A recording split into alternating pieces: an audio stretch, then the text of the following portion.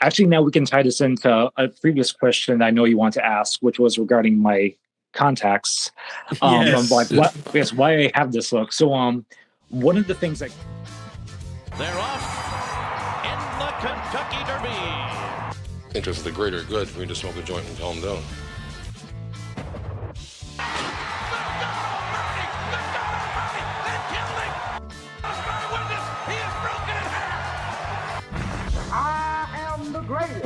He'll fall an eight to prove that I'm great. And if he keeps talking Jack, I'm going to cut it to 5. Welcome back, everybody, to another episode of the Ville Chillin podcast. Today, we are talking to Joel Nathan, and he's a Via Colori artist. Dusty introduced us, and we're pretty excited to actually talk to you. You know, we got some of your art scrolling behind us, and we can't wait to talk about some of the inspiration, but man, why don't you just kind of give us a little bit, you know, just let us know like who you are, how you got started in art and things like that.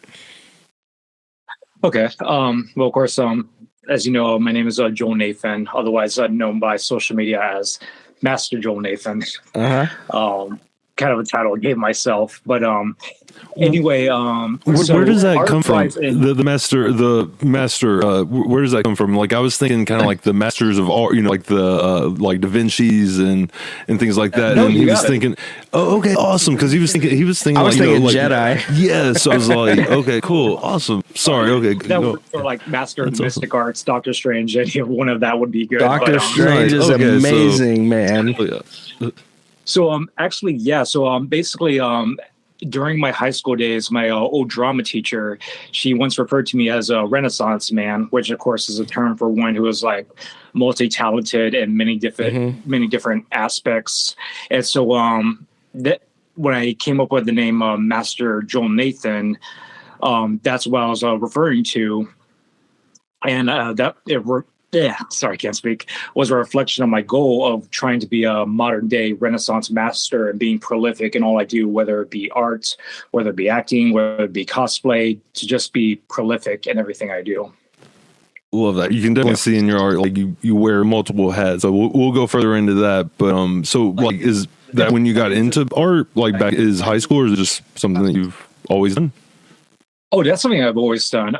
So in general, like I first started painting in middle school, but I always had an interest in art, like say when I was, I want to say like 6 years old.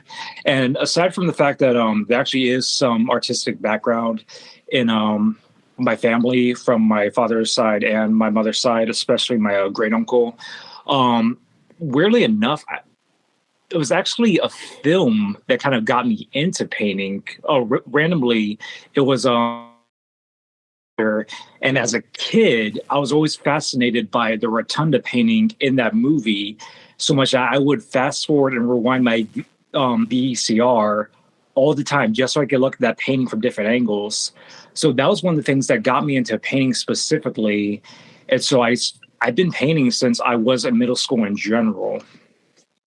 And like I kept at that for like ever since. That's awesome. But, Can you? Yeah. What was the movie again? We kind of froze for just a second when you said the movie. Oh, you're good. It was The Page Master. The Page Master. Okay. And Christopher. Hell yeah. Hell yes. yeah. So like if you ever like look at all these like sidewalk chalk murals, especially like the large 10x10 ones, I always like try to invoke that like large majestic mural feeling to kind of like invoke the same feeling in others that like that painting did to me as a kid. So like that's always kind of been my goal whenever I create these large scale murals. And that's so cool. So how did you get into street art specifically? Because, you know, obviously most of what you sent us that people are seeing behind us is street art. You can see it on, you know, concrete sidewalks, walkways, whatever. How did you get into street art specifically? So actually that is, it's kind of a crazy story. And I always tell people it's kind of like a mixture of tragedy, neutrality, and finally divinity. So another fun fact, a lot of people, well, a lot of people do know about me is that I used to work a lot in the film industry as a background artist a lot. I've had like cameo appearances in movies like Black Panther, Rampage, Jumanji, Welcome to the Jungle, and several other Fox-related TV shows. And flash forward to August of 2017, I had a job as a chalk artist on season 2 of the show MacGyver. And now, granted, I only had experience with chalk one time, and that was like for a class project in high school.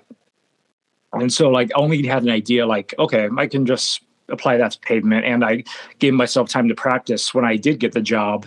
And so flash forward to the day, it was August 14th, 2017. And like, of course, like I'm excited. I made it to set earlier, probably almost before anybody on background camp did. I was like, kind of like resting in my car in between. Then finally they give me the paperwork to sign. I'm ready to go to set. I got all my references ready to create this piece because it's supposed to be taking place in Paris. I'm supposed to be like a chalk artist in Paris. Then they gave me directions to the set. Then finally, I can't find the set. Oh no. Yeah. And I'm looking for the signs that they show me. The signs are not there. And then when I try to call them, my phone dies. Like everything that could have possibly went wrong that day. And so I finally decided, you know what, the smartest thing I could do, just go to background camp, see if somebody can give me a ride to the filming set right quick. They decided to scrape the character. Oh no. Yeah. And so that sucks so much because you said MacGyver. I've watched the whole newer MacGyver series, so I was like, oh man, that's so cool. But to even be selected for that is amazing. But sorry to interrupt you. No, you're good. It's so cool that like but then they decide to get rid of the character. So how did you feel then? Well, we're talking about the tragedy part of the story. Like it was the downward slope that happened as a result was not pretty. And I won't go into the details, but like, I felt very, very miserable afterwards.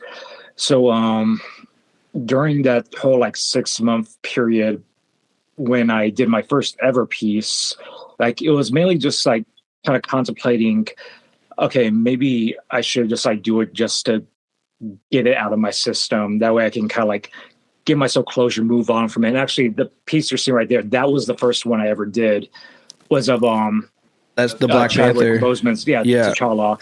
And that was done on the premiere of Black Panther Day, which was a big day for me anyway, because as I said, I do have a small cameo role in Black Panther. And it was like during the South Korea fish market scene outside of the casino. So that was a big day for me anyway. So the morning prior, I ended up having like a dream that I'm looking for places to do sidewalk chalk.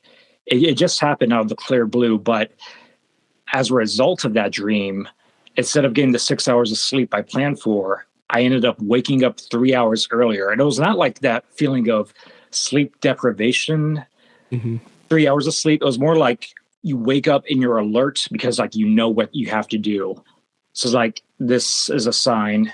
And not to mention, I still have the chalk from the previous gig because it's unopened. I never used it. I still have the supplies I needed. I just need references. I went in, printed my references at my local library, what I would need to like reference and draw from. I went to my local Regal Theater and I told them, I'm interested in doing this. What are your thoughts? And they said, oh, well, that's actually good. We haven't had an artist do stuff for a premiere in a long time. Yeah, go right ahead. And then afterwards, so like I just did it. It only took a few hours because like pieces like these in my earlier days, I used to do a lot of minute pieces that were only like took maybe 3 or 4 hours of work. So this was very easy to do. But then finally, I get discovered by my local gallery in that same neighborhood. It's only they're inviting me to do work for them. Actually,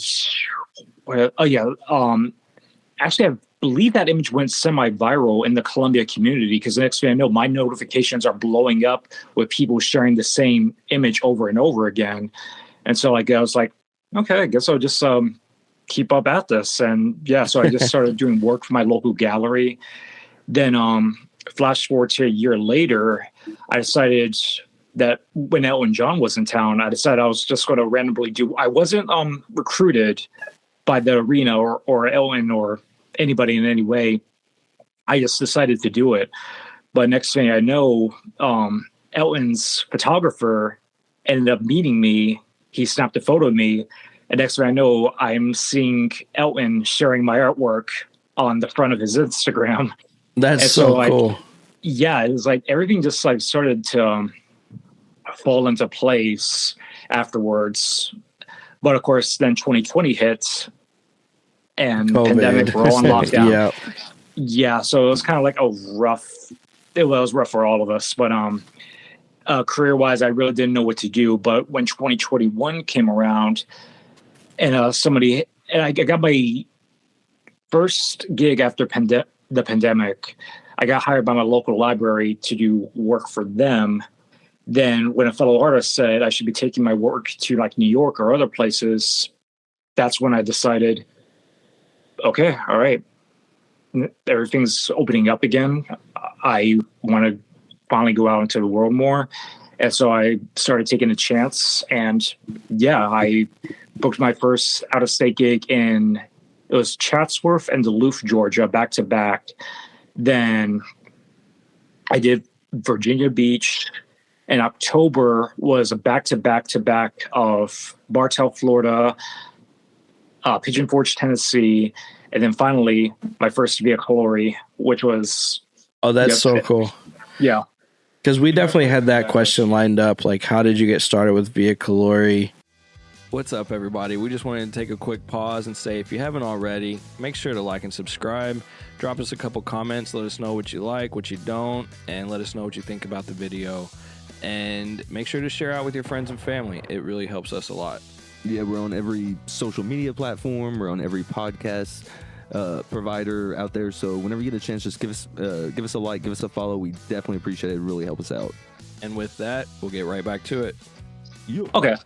So naturally, because I didn't know where to go except Google as far as like figure out like where like these certain chalk festivals were. So being more so based in the Southeast already, like that was my first priority. So I would just like Google Chalk Art Festival, Florida, Chalk Art Festival, Kentucky, and so on and so forth. And naturally, Via Colori had popped up, and I decided, oh, this would be pretty good.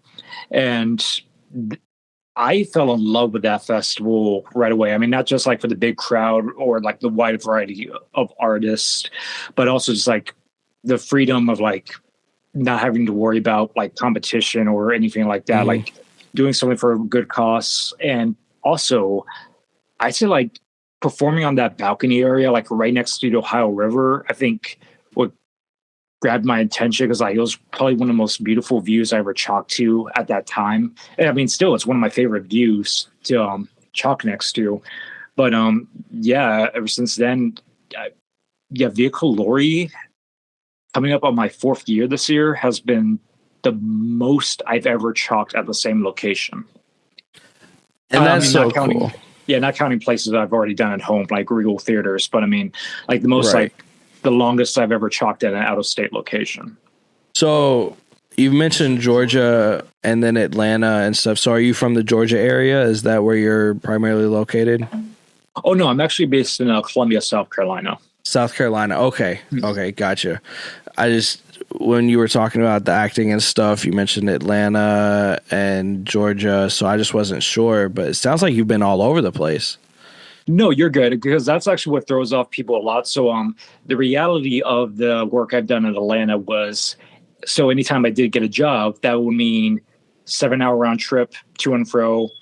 I get a call to another job, 7-hour round trip to and fro. So that was like another factor in the stress of those jobs. Like, even though some of them were gratifying and I do have good stories from it, it was a lot of driving, and I racked up a lot of miles on my car simply because of that era in my life. But so it was a lot that I was doing, balancing those different jobs that took a 7-hour round trip and a day job.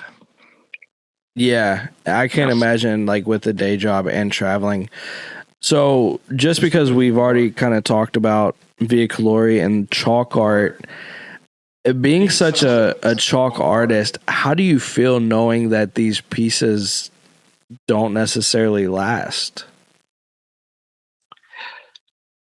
I think what I usually like tell people is the fact of the matter is, like, especially coming from my spiritual beliefs, nothing is going to last forever anyway. And I especially don't believe like this world itself is going to last forever. So like when people say the same question about my work, I have to remind them, well, you need to know Van Gogh's Starry Night, that's not going to last forever. Yeah. Da Vinci's Mona Lisa, that will be destroyed eventually too. Like it's all going to go away. So really the only difference is like my art, their art's going to last longer. My art's only going to last a few days. But I think what we need to appreciate is like what we were able to experience today is like, did I enjoy making these pieces? The audiences, I got the pleasure of viewing them in front. Did you enjoy seeing the art? Then you get to revel in the fact that you got to sell a temporary masterpiece that was only there for a moment. And so like, my thing is just like, cherish the beauty for today. And that's all there is to it. And that makes so much sense because we've all seen pictures of Starry Night. We've all seen pictures of Mona Lisa. I personally have never seen either one in person. And so there's really no difference being able to see photographs, digitized images of the art, but the art existed in its reality in that moment. And it's really cool that you just take that in. That's really cool to me.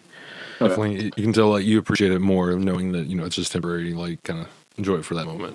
Yeah, that's really cool. You've already kind of mentioned that the way your social handle came about, Master Joel Nathan, came from the Renaissance. Would you say that's where your artistic inspiration comes from, or like what would you say your artistic inspirations are? Well, as I said, when we were like talking about like what inspired me like when I was 6 years old and like getting that feeling of like wanting to create something like beautiful, majestic, and colorful.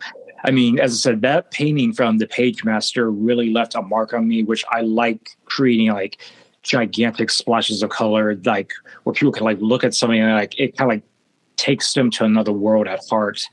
Mm-hmm. But if we're going to like talk about like certain people who inspired me, easily Stanley is at the top of the list. A person who I've had the pleasure of meeting a few times before he had passed. But one thing that I take to heart, the words he said, and it has definitely worked wonders in my life, is it comes with the story he tells when Spider-Man was first rejected.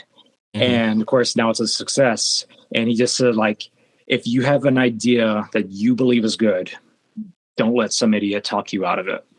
And to be honest, had I not decided to like make that big leap, then probably none of this would have happened at all. And heck, and like the leaps never really stopped, because if you're in 2022, when I decided to make the leap of going to California for the first time in Palm Springs, after I got out of the airport and I was like walking to downtown, because it's only a 2.3 mile walk from the airport to downtown, in my mind, I was really starting to get imposter syndrome in a way, because I was starting to think to myself, oh my gosh, I'm actually here. It's like, should I even be doing this? Is this even right?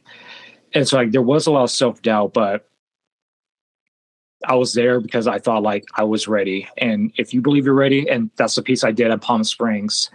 And that one right by. Perfect timing. That's awesome. Stan Lee. It's with Stan Lee. Spider-Man. Yep. Yeah. That's Spider-Man so cool. With Stan Lee. And it turned out to be a good move, because it was just a cascade of events. It won Best in Show, which means that I was able to cover my flight and my hotel with the prize money. Awesome. I was able to meet the members of the Chalk Mafia and get connected with the other West Coast artists. It was it's like everything went right just because I decided to take a chance. It's like, yeah, I mean, if you fail, you try tomorrow. If you win, you win. It's like, that's all there is to it.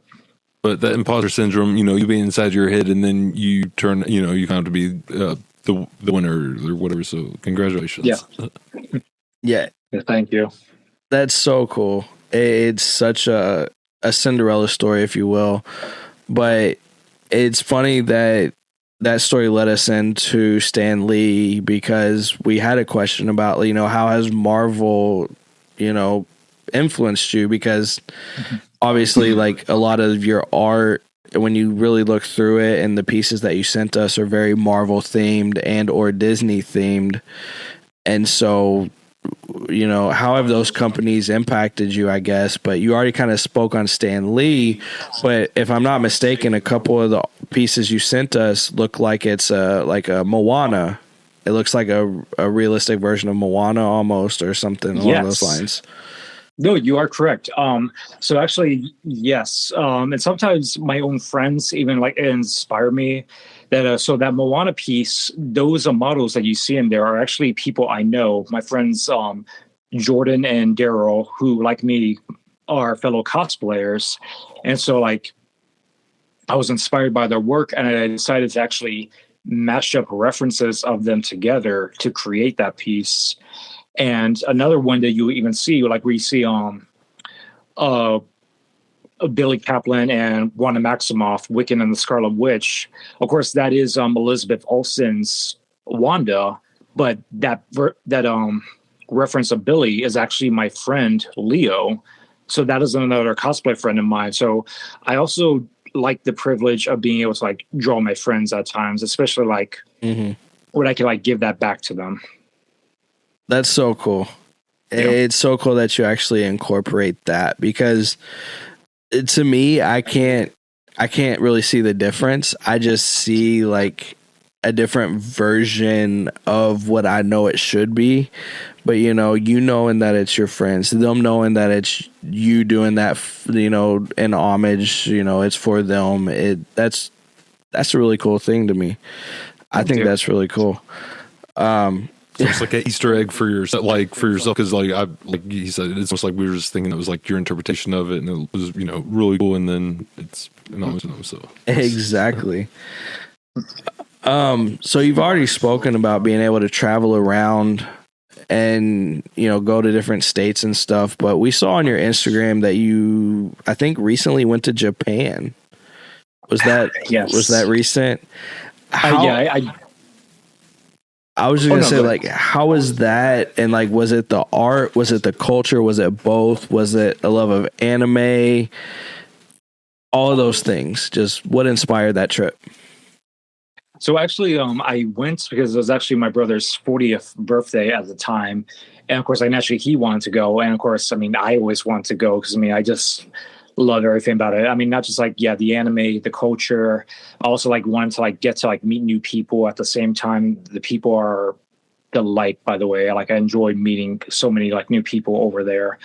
But I got to like experience so much. Of course, like being, as you saw, like the Miyazaki Studio Ghibli piece, I did get to visit Ghibli Park and Full Howl Cosplay, and I actually got to meet a lot of Kiki and Sophie cosplayers. I went to Osaka Castle and also did an official tea ceremony, which I got to learn the history of the tea ceremony, which originated in Osaka. And I got to even like rent a kimono at a kawaii kimono rental shop right in Osaka, and the people who did the rentals were very nice. But Universal Studios Japan, as I said, that place was a dream come true. And like even like now, aside from the jet lag, like I still have like culture shock. Was like part of me like has to think like, my gosh, was that even a dream? But it was like so surreal. It seems so cool because I saw some of the pieces on Instagram where you paid homage to, I'm bad with names, but the creator of Dragon Ball and things like that. And Yeah. that's so cool because I definitely grew up watching Dragon Ball. I don't watch a ton of anime now, but it was so cool just being able to see that because I always loved the Japanese culture anyways, whether it's, the Shogun, whether it's, Bushido, whether it's drifting. I'm a big car guy and I love drifting, and that all originates in Japan. Like, so many things just culminate to Japan. So it was so cool seeing your piece, on Instagram where you did that. It was a phenomenal piece. Thank you. Yeah, it was so cool. So how often do you cosplay, and did cosplay come before the art, or did the art kind of come first? I know you said you were an actor, so yeah. Did it kind of start with the cosplay and then you decided to start doing the chalk art, or? So, of course, the chalk art originated, as I said, as a result of the MacGyver incident on August of 2017. I didn't start cosplaying until I was 21, but what inspired that was when my brother surprised me for a late birthday gift. I met Jason David Frank, of course, the original Green Ranger, years before he had passed. It was a meet and greet. And so, we did that together. But, of course, eventually when we got to go to the con floor, this was my first convention, by the way, so it was pretty impactful. That's where I got introduced to the concept of cosplay. I was like, oh, my gosh, this is pretty cool. And it just made me realize, heck, why don't I do that? Why don't I just, make, stuff I'm proud of? And so Bonsai Con 2014, it was about a few months later, one of my first cosplays, of course, I did Nicholas D. Wolfwood from my favorite anime, which was Trigun. And of course, I just wanted to. That's such a good anime. That's one I have seen, and it's definitely one of my favorites. It's so good. Easily. And actually, just sidetracked a little bit. I found a good Wolfwood statue while I was in Osaka, and so I was very happy I found that. That's so cool, man. Japan is just on a different level. Sorry to interrupt you, but You're good. Trigun is one of those ones that I have watched multiple times through, and it's so good. It was the first one I binged during the pandemic. The first one I re-binged. It's so good. But yeah. So anyway, when I did a Wolfwood at Bonsai Con, because of course Johnny Young Bosch was actually a guest at that con, so I had done Wolfwood specifically for that reason too. But it had turned out so well because especially the giant Punisher cross I made, it was I was not used to people swarming me for photos. It was a very weird feeling, but kind of invigorating at the same time. But afterwards, I just started getting more into it. My cosplay didn't really take off too much until, gosh, want to be a good year. I'd say maybe 2021, possibly, when I started taking it a little bit more seriously. And but yeah, it just started doing more well. I started doing more performances in cosplay. I started creating more award-winning cosplays. Probably one of my more prolific ones being Zombie Doctor Strange, but and also getting published for my work as Namor. For a shoot I did in DC, but yeah, I just started taking my craft level to a whole new perspective, and yeah, I just been getting more serious about all my art and my cosplay. And that's really cool because it sounds like that whole fiasco that happened with the MacGyver set kind of led to it, because you said that was back in 2017, 2018. And then you got into all the chalk stuff, and then the that took off, and then the cosplay took off, and you're really just kind of doing, it sounds like you're doing just everything that you want to do anyways, and just about, yeah. That's really an awesome story.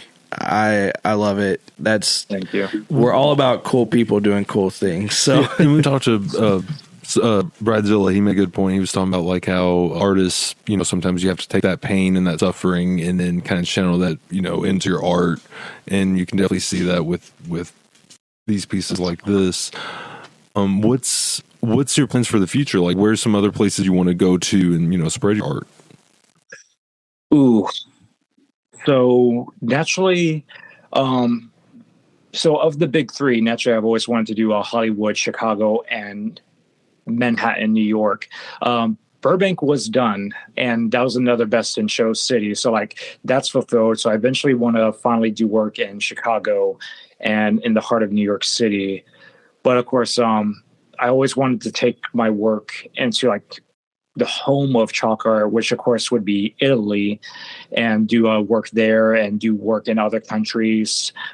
I know another goal of mine would to be eventually, hopefully, get into Festival of the Arts in Epcot. That would be a dream job because I have like so many like live action Disney pieces I want to imagine that I want to like create for that festival. It's like so many ideas. Like I'm like, if they offer me a pitch meeting right now, I could like give them all these ideas right now. But yeah, so I mean, I have like a lot of ideas, nothing set in stone because I mean, like plans do fall through. And actually, to be honest, this year was probably one of the roughest years I've had with rejection letters, believe it or not.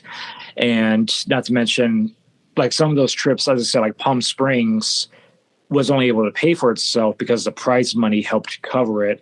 Otherwise, like stuff like that in Burbank, the reality is like I pay for those out of pocket. So I'm dependent on overtime money from my day job in order to fund some of these trips. And my overtime got hit recently. So it's been a little bit of a rough job, but thankfully there's still like work in a rough year, but thankfully there's still work like Via Colori, which I can still afford to do and still be able to like travel at my own expense and like come down.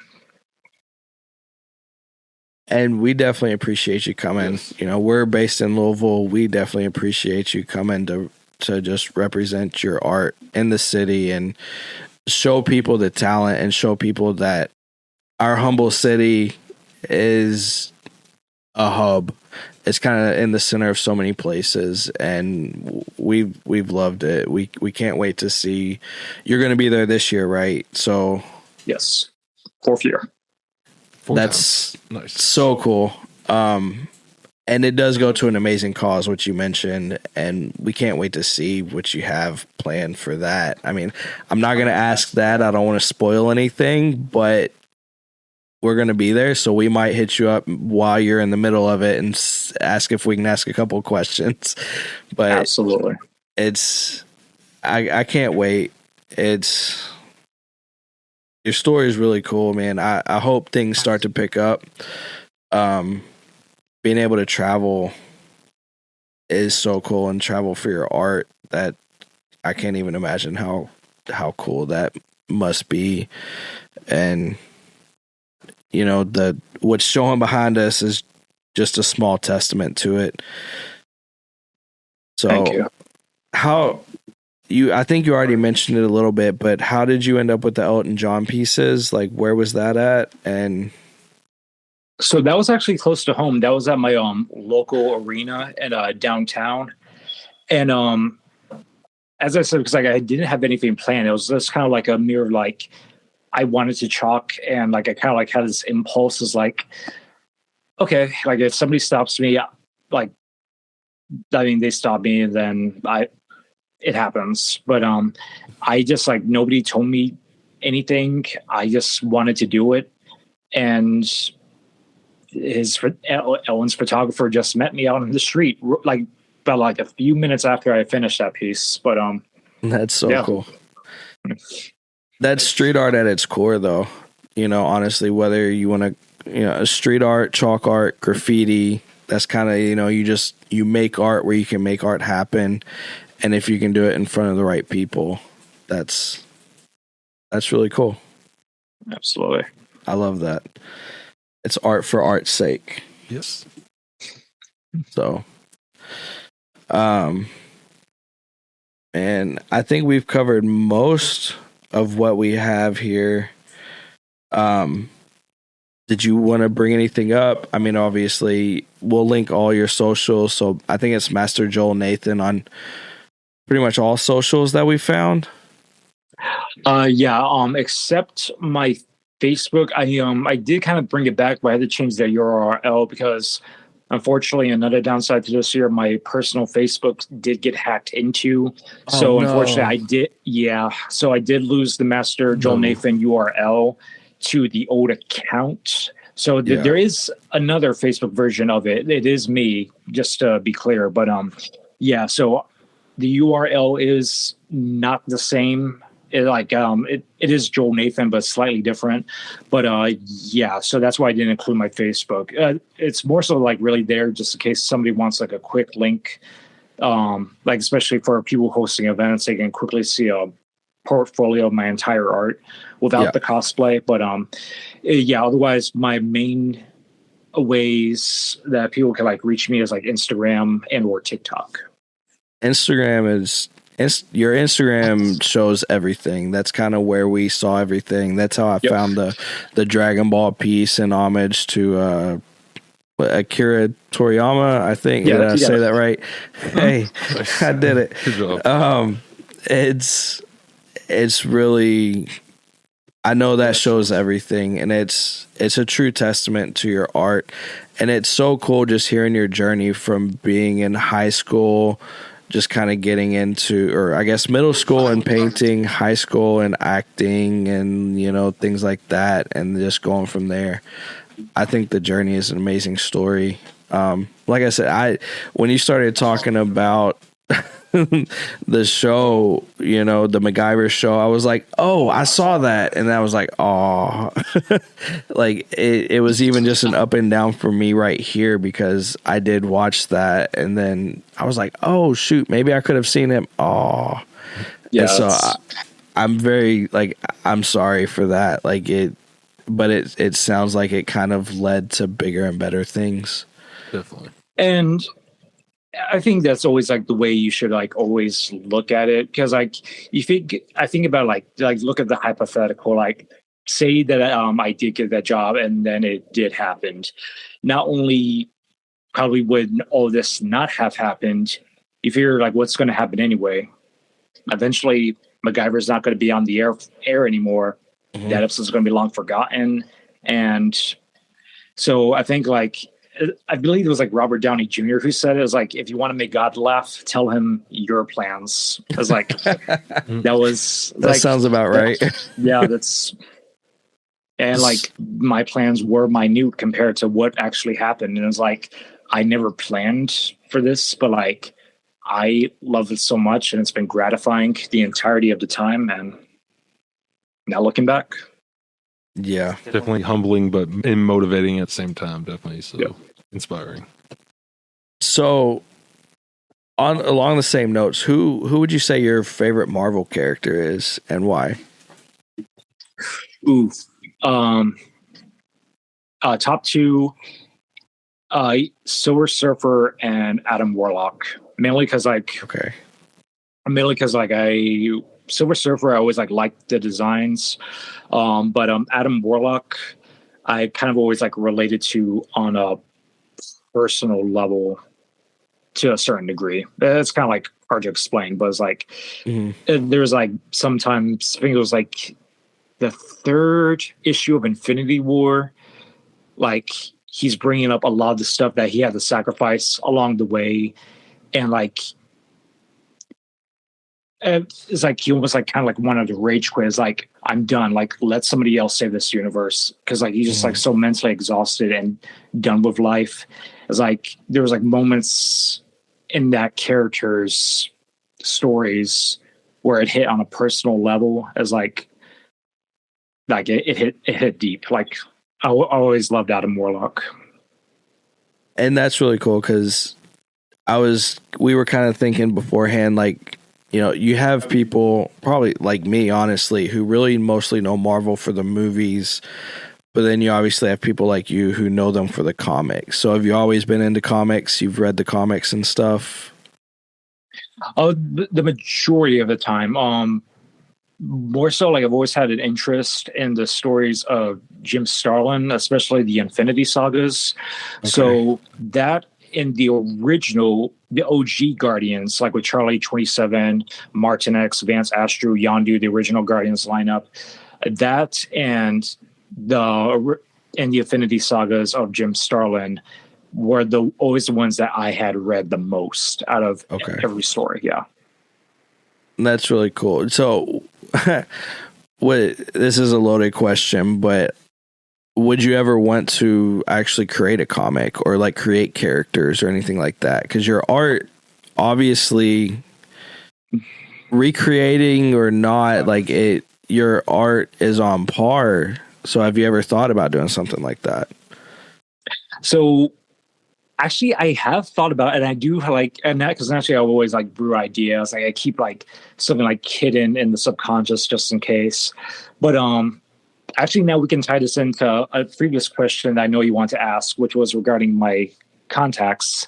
Yes. Like why I have this look. So one of the things I came up with like post pandemic was a fear like if I'm going to be like a traveling artist, like maybe I should have something more distinct a look. Mm-hmm. And so I had originally just a tank top, but then it evolved into this hoodie in which I chopped off the sleeves. And it, which of course, since we're just I would back buy to one of those, to be honest. Like those little hoodies, I would buy one. I don't. It's on Amazon. It looks so cool. Yeah, it's on Amazon with handprint and everything. You just have to chop off the sleeves and you can get it too. It looks so cool. But yeah, and to top it off, since we're still coming back to that from the pandemic, I also had like a paint splatter mask, which I wore on my face. So I comboed it with this. So it almost looked like a superhero onesie. But then also as a cosplayer, since a lot of my characters that I cosplay have different colored eyes, I originally did a weird reddish color for my very first out-of-state appearance. But then when I got to Duluth, I decided to, you know what? I like these different colors. What if I gave myself heterochromia? And so like I decided to do a different colored eye look, how like just like a paint splatter look. And so like, of course you can see my profile picture on my Instagram and it ended up evolving into that. And so like a lot of times you see my paint splatter hands created as like, it's almost like this like reality bending, like superhero kind of persona who can just like kind of create reality or rewrite reality. So something similar along that lines, but I have thought about actual like comic book stories based on, and not just like artists, but like based on like musicians, based on dancers, based on writers, just like based on like all different forms of arts, of like the 5 main forms of art. So I have thought about it. Just like no actual like scripts have been like set in stone, just more so like Gotcha.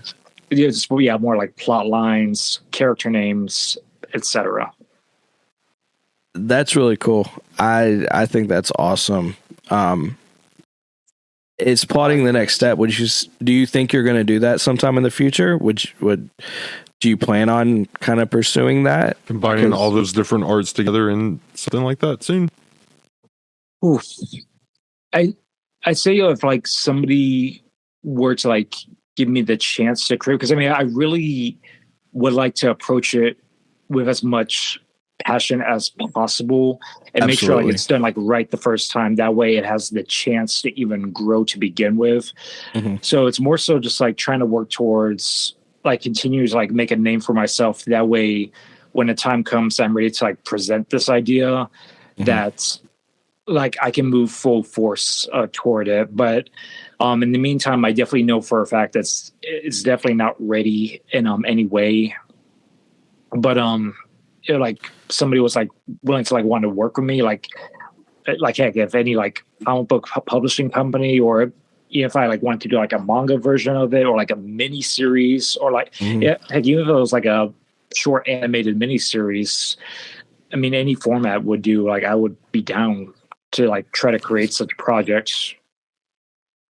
That's so cool. Yeah. As a creative, like you can definitely see it again when you just see, you know, your art, your look, like you can see the creative, and I I think it's cool. I hope it becomes a reality because I think it definitely should be a reality.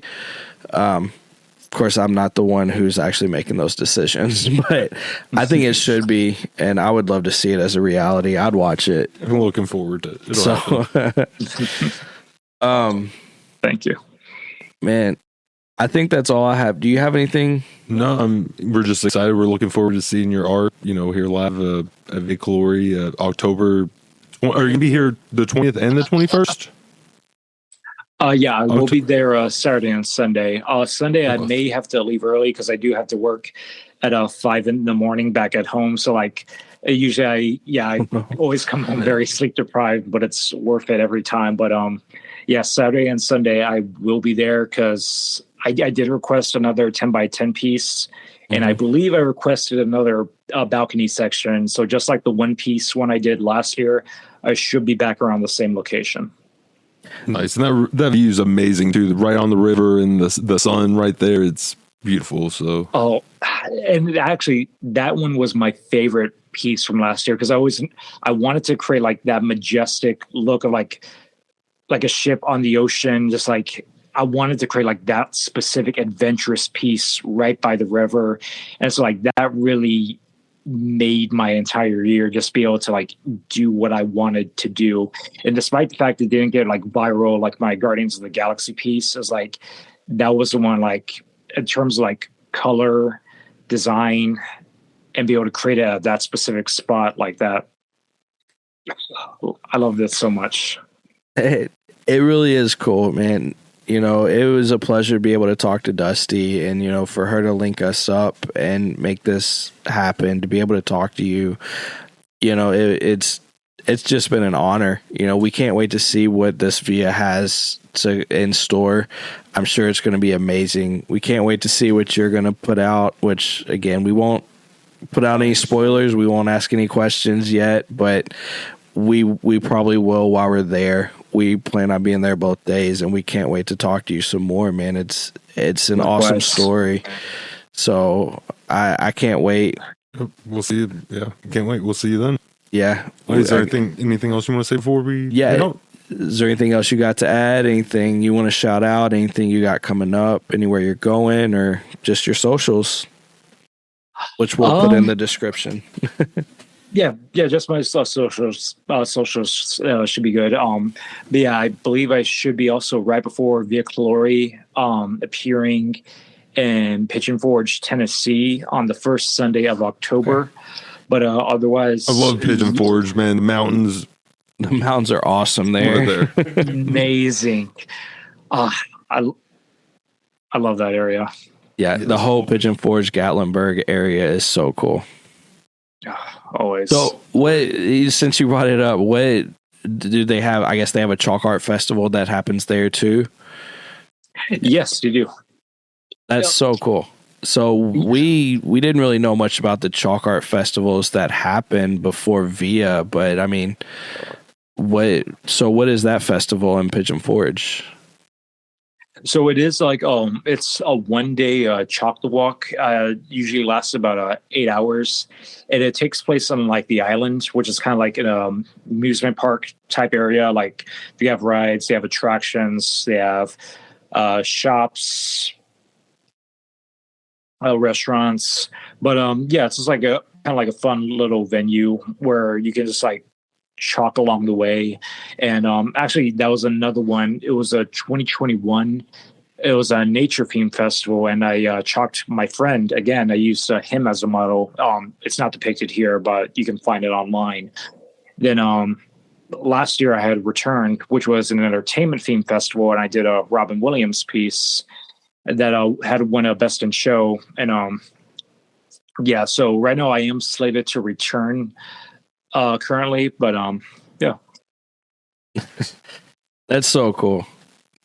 Just learning so much more about the chalk art, and I'm so thankful that we were able to get connected, man. We will definitely be stopping you at Via Colori. I hope we don't cause you any issues or delay you too much, but we will definitely be looking out, and I can't wait to see what you have in store. So thank you. I guess with that, you got anything else? Nope, can't wait. All right, with that, we will see everybody next time, and we will definitely see you at Via Colori. They're off in the Kentucky Derby. Interest of the greater good for me to smoke a joint and calm down.